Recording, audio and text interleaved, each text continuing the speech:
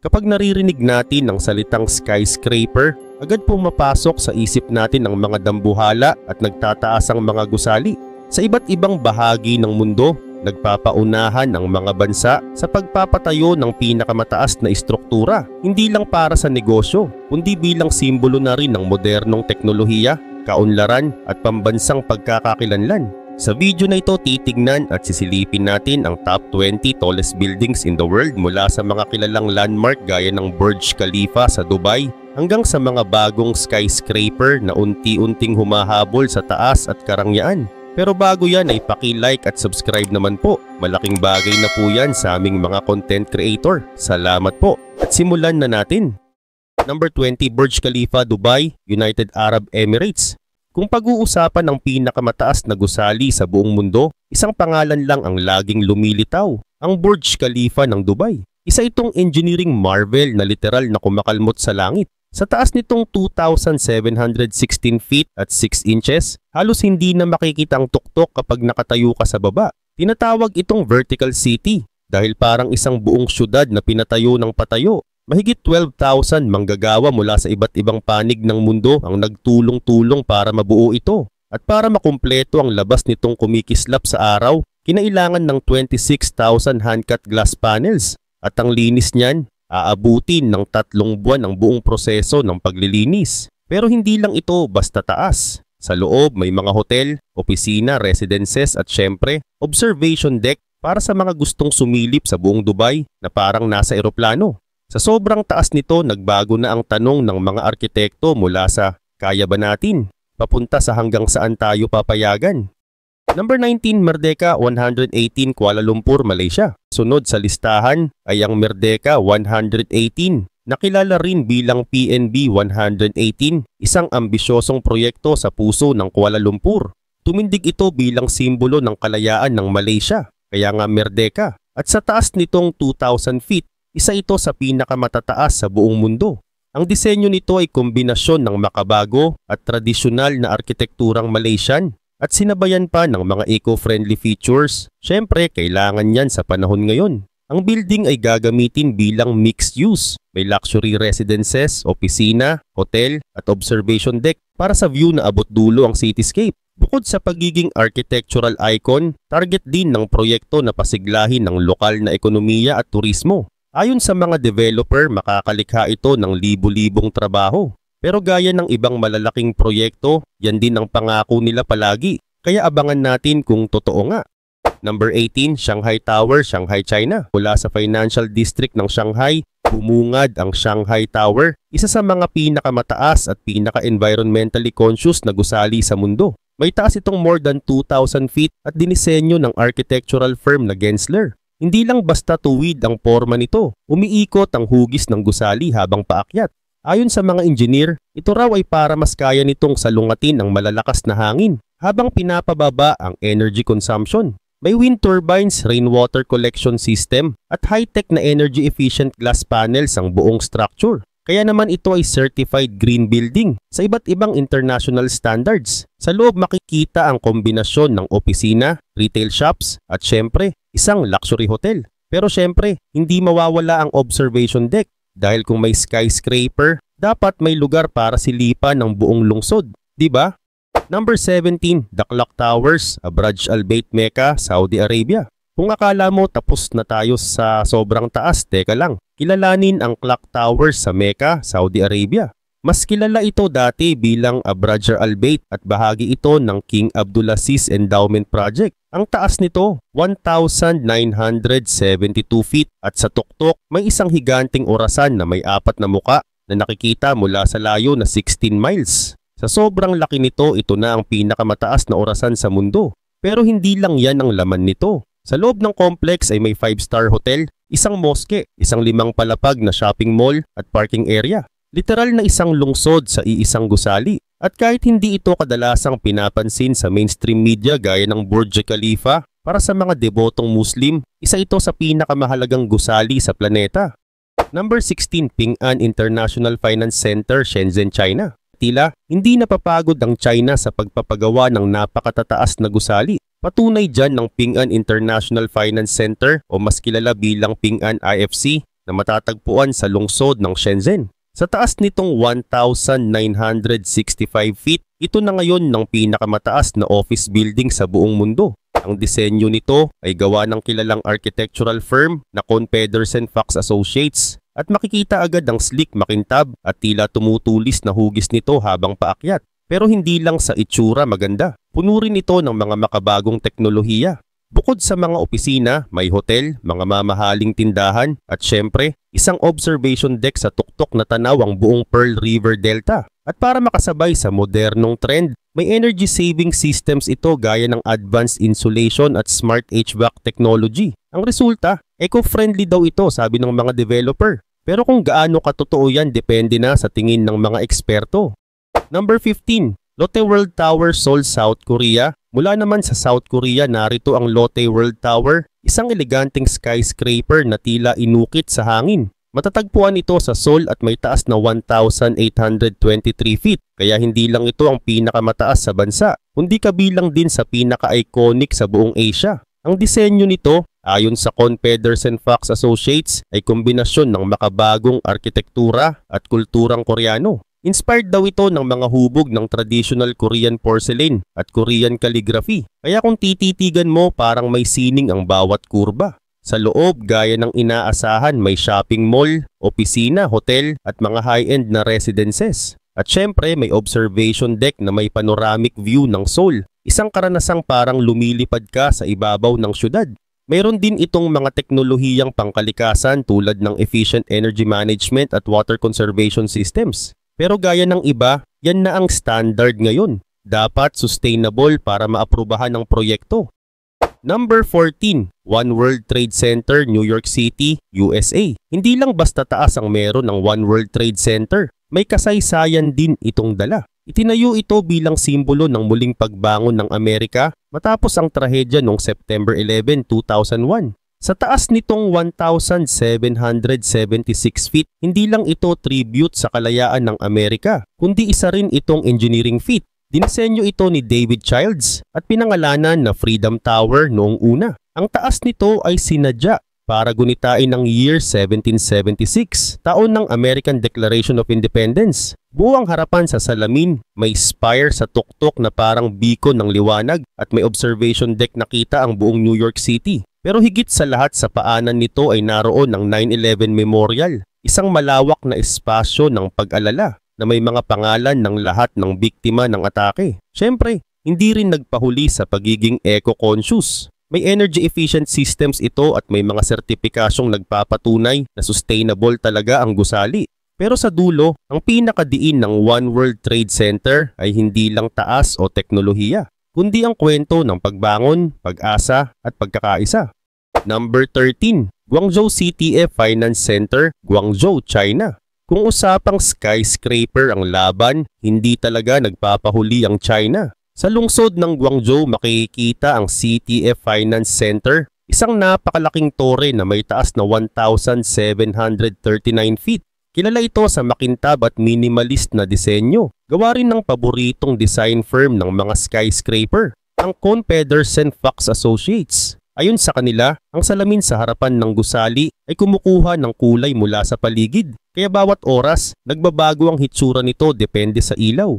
Gaya ng inaasahan, mixed use din ang gusaling ito. May offices, luxury hotel, high-end na shopping spaces at isang observation deck na tanaw ang Pearl River Delta. Pero gaya rin ng marami sa listahang ito, puro pang mamayaman ang laman. Wala masyadong koneksyon sa mga ordinaryong tao. Panay sustainability claims din ang banggit ng mga developer. Pero minsan, parang dekorasyon na lang ito para sa marketing. Number 12, Tianjin CTF Finance Center, Tianjin, China. Mukhang franchise na yata ang pangalan ng CTF Finance Center dahil heto na naman tayo sa isa pa. Ngayon naman sa lungsod ng Tianjin.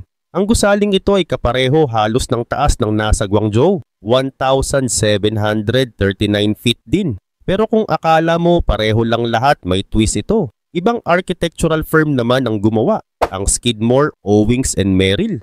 Kaya kahit parehong pangalan, may sarili itong estilo. Ang disenyo nito ay mas moderno, may vertical lines at konting kurbada na nagbibigay ng illusion ng paggalaw habang sinisinagan ng araw. Mayroon itong hotel, mamahaling condo units, premium office spaces at syempre, isang observation deck. Kung titingnan mo, parang checklist lang ng mga karaniwang features sa mga skyscraper ngayon. Mataas, makintab, may hotel, may mall, may view. Sa dami ng mga ganitong gusali sa China, parang nagiging kompetisyon na kung sino ang may pinakamaraming tore na kayang abutin ng ulap.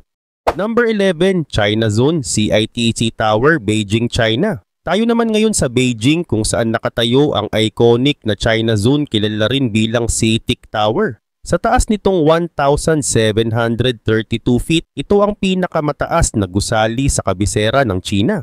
Ang disenyo nito ay inspired daw sa traditional na Chinese wine vessel na tinatawag na zun. Kaya ganyan din ang hugis ng gusali, malapad sa itaas at makipot sa gitna.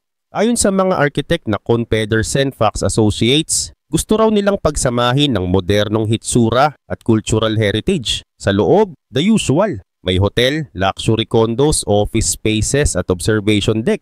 At syempre, hindi mawawala ang pangakong green building ito na may rainwater collection, energy saving systems at iba pa. Pero kung tutuusin, ang tunay na layunin ng ganitong gusali ay simpleng ipakita ang kapangyarihan at pag-unlad ng lungsod. Isa itong landmark na nagsasabing Beijing is global. Number 10, Taipei 101, Taipei, Taiwan. Bago pa dumagsa ang mga super skyscraper ng 2010s, ang tunay na hari ng taas ay ang Taipei 101. Nang matapos ito noong 2004, ito ang naging pinakamataas na gusali sa buong mundo. At hawak niya ang titulo sa loob ng 6 na taon. Ang pangalan nitong 101 ay hindi basta-basta lang dahil may 101 floors talaga ito. Pero mas espesyal ang disenyo nito. Parang inspirasyon sa Chinese pagoda ang itsura, may layered na hugis na pataas ng pataas. Ayon sa mga arkitekto mula COY, Lee and Partners, ang hugis ay simbolo ng good fortune at growth, bagay na malapit sa kulturang Taiwanese. May shopping mall sa loob, mga opisina, restaurants at syempre, isang observation deck. At ito pa, mula rito makikita mo ang mga bundok sa paligid ng lungsod. Hindi lang puro building ang tanawin, kaya kakaiba ito sa ibang skyscrapers. Sabi ng developers, isa raw itong green building. Pero gaya ng ibang entries sa listahan na to, lahat naman halos nagsasabi niyan ngayon, di ba? Number 9, Shanghai World Financial Center, Shanghai, China. Kung fan ka ng mga skyline shots, siguradong pamilyar sa iyo ang susunod. Ang Shanghai World Financial Center, o mas kilala sa tawag na SWFC. Nakatayo ito sa Pudong District ng Shanghai at may taas na 1,614 feet. Pero ang pinaka-iconic sa building na to, yung butas sa itaas, hugis trapezoid ito na nagbigay sa gusali ng palayaw na The Bottle Opener. At aminado ang design firm na Kohn Pedersen Fox, yes, sila na naman, na ito ay intentional para mabawasan ng wind pressure. Gaya ng inaasahan, may offices, mall, hotel at isa sa mga pinakataas na observation deck sa buong mundo. Laging nasa tour itinerary to ng mga turista. Kumbaga pang display talaga ng kapangyarihan at pagiging global city ng Shanghai. Pero kung tutuusin, isa rin itong simbolo ng urban competition na parang tingnan nyo, kaya rin naming magpatayo ng ganyan. Number 8, International Commerce Center, ICC, Hong Kong. Sa heart ng Hong Kong naman natin matatagpuan ang International Commerce Center o ICC. Tumataas ito ng 1,588 feet, kaya hindi lang ito pinakamataas sa Hong Kong. Isa rin ito sa pinakakilalang parte ng skyline. At hindi mo na kailangang mag-isip kung sino ang nagdisenyo. Oo, sila na naman. Kohn Pedersen Fox pa rin ang may gawa at base sa hitsura, alam mong standard recipe na nila ito. Salamin, kintab, matangkad, may hotel, may mall, may observation deck. Sa totoo lang, medyo generic na ang dating nito kumpara sa iba. Wala masyadong personality pero reliable pa rin kung pag-uusapan ay functionality at economic impact. May hotel sa loob, mga high-end na shops, luxury residences at syempre, isang viewing deck para sa mga gustong makita ang Victoria Harbor mula sa itaas. Kumbaga, ang ICC ay parang designer bag, mahal, makintab pero pamilyar na sa mata. Number 7, Wuhan Greenland Center, Wuhan, China. Sa syudad ng Wuhan may isang tore na halos naging alamat na sa dami ng balakid na dinanas. Ang pangalan nito, Wuhan Greenland Center. Ang orihinal na plano, 2,087 feet. Pero dahil sa mga batas sa airspace, kinailangang bawasan ng taas nito habang ginagawa pa lang. Ang final na taas, 1,562 feet. Oo, hindi pa rin biro yan. Gaya ng karaniwan, ang loob ng gusaling ito ay para sa hotel, opisina, luxury residences at isang observation deck na may tanawing abot sa Yangtze River. Pero ang construction nito halos naging teleserye na delay ng paulit-ulit, ilang ulit ding napatigil at ang final cost nito ay humigit sa $4.5 billion. Oo, billion. Ang ironic, sa kabila ng taas at gastos, mas nakilala pa ang Wuhan dahil sa isang pandaigdigang pangyayari noong 2020 kaysa sa building na to. Number 6. Central Park Tower, New York City, USA. Kung luxury ang pag-uusapan, ito na siguro ang pinaka-elite sa listahang to. Ang Central Park Tower sa New York City ay may taas na 1,550 feet. Ginagawang ito ang pinakamataas na residential building sa buong mundo. Matatagpuan ito sa Billionaires Row sa Manhattan at completed na ito noong 2020. Sa loob, ultra-luxury condos na milyon-milyon ang halaga bawat isa. Hindi ito simpleng tirahan, parang mansyon sa langit ang vibe. May sarili itong 7-story Nordstrom department store sa baba at state-of-the-art amenities sa mga taas na palapag. Ang presyo ng ilan sa mga unit dito ay parang budget na ng isang maliit na bayan sa Pilipinas. At syempre, hindi mawawala ang eco-friendly claims, mga sustainable materials, insulation, energy-efficient design. Pero kung honest tayo, hindi ka naman bibili ng unit dito dahil sa environmental features. Bibili ka kasi gusto mong tumira sa itaas ng mundo. Number 5. Lacta Center, St. Petersburg, Russia. Sa Russia naman tayo ngayon. Nakatayo sa St. Petersburg ang Lacta Center na may taas na 1,516 feet. Kaya ito ang pinakamataas na gusali sa buong Europe. Ito ang headquarters ng Russian energy giant na Gazprom. Kaya hindi katakataka kung bakit ganito kalaki ang budget. May 87 floors, may opisina, observation deck at isang planetarium sa complex. Yes, may sariling planetarium. Ang disenyo, parang paikot ng hugis habang pataas na parang spiral flame, symbolic daw ng energy. At syempre, hindi nawawala ang eco-friendly buzzwords. May smart glass, advanced insulation at energy-saving tech. Pero sa kabila ng sophistication, hindi talaga pwedeng ihiwalay ang politika at symbolism sa ganitong proyekto. Sa Russia, ang matayog na gusali ay hindi lang para sa business. Ito'y pahayag ng kapangyarihan. Number 4. Landmark 81, Ho Chi Minh City, Vietnam. Welcome sa Vietnam. Ang Landmark 81 ay hindi lang basta skyscraper. Ito ang pinakamataas na gusali sa buong Southeast Asia na may taas na 1,513 feet. Matatagpuan ito sa Ho Chi Minh City at bahagi ng isang mas malaking proyekto na tinatawag na Vinhome Central Park. Completed noong 2018, ang building na ito ang sagisag ng ambisyon ng Vietnam na makisabay sa mga global city ng mundo. Ang disenyo nito ay gawa ng architectural firm na Atkins at may makinis at modernong hitsura na gawa sa salamin. Sa loob, syempre merong luxury residences, high-end offices, hotel, shopping mall, at ang mandatory observation deck sa 79th floor na may full view ng Saigon River. Sa madaling sabi, ito ang high-rise version ng Vietnam's dream to go global. Glossy, tall, and ready for Instagram. Number 3. International Trade and Commerce Center, Shenzhen, China. Mula naman sa China, ito ang International Trade and Commerce Center sa Shenzhen. Isang napakataas at eleganteng gusali na may 1,550 feet, completed noong 2015. Ang nagdisenyo nito ay si Moshe Safdie, ang parehong arkitektong nasa likod ng Marina Bay Sands sa Singapore. Ang design ng building ay inspired daw ng mga sailing ships na sumisimbolo sa history ng lugar bilang trade hub. Pero teka, hindi lang yan. Ang gusaling ito ay may 98 floors at pinagsasama ang residential areas, commercial zones, retail, entertainment at syempre, observation decks. Isa itong all-in-one vertical city. At kung iniisip mong parang pare-pareho na lang lahat ng skyscrapers, well, hindi ka nag-iisa. Pero ang branding nito, inspired by rivers and sails, ay isang effort na gawing iconic ang structure na to. Kung ma-pull off nila, ibang usapan na yun.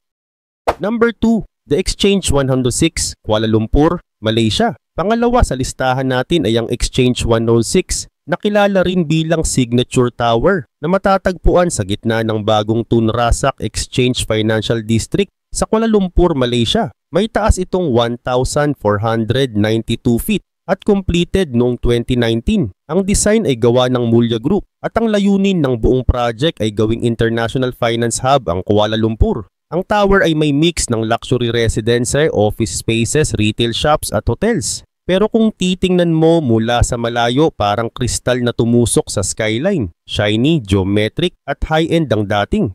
Kung may Petronas noong 90s bilang pride ng Malaysia, ang Exchange 106 naman ang modernong sagot nila ngayon.